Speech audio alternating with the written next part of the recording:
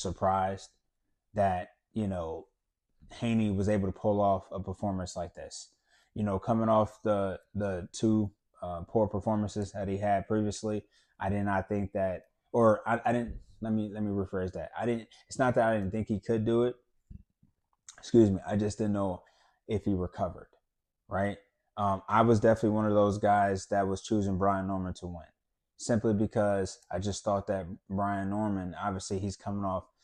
He's undefeated. He's coming off a big knockout victory in Japan, and I just didn't think that Devin Haney was ready for this. Right, again, especially his last performance, he did not look good at all. And I just think it was, obviously that performance with Ramirez, maybe he did do that purposely because he just, hey, I'm sorry, guys. I just want to get through this fight so I can, look good in a Ryan Garcia, right? So I can preserve myself and make that fight happen. Obviously, that fight didn't happen. But nonetheless, Devin Haney definitely did a good job. I didn't like all the holding he was doing and all the wrestling that was going on. But outside of that, Devin Haney did a fantastic job. Okay, Devin Haney is really good at the fundamentals of boxing, and he beat Brian Norman with the basic fundamentals, which was the jab. The jab was finding his way home all night long. I mean, he was setting everything up with that. Obviously, in the second round, Devin Haney hit him with a nice, clean left hook that shook Brian Norman to the core.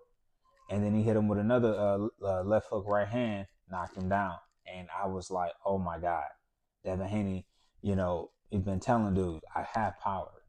Everybody keeps talking about Devin don't have power. He's shown it in this fight. He showed it in the Regis Progress fight. He showed it this fight.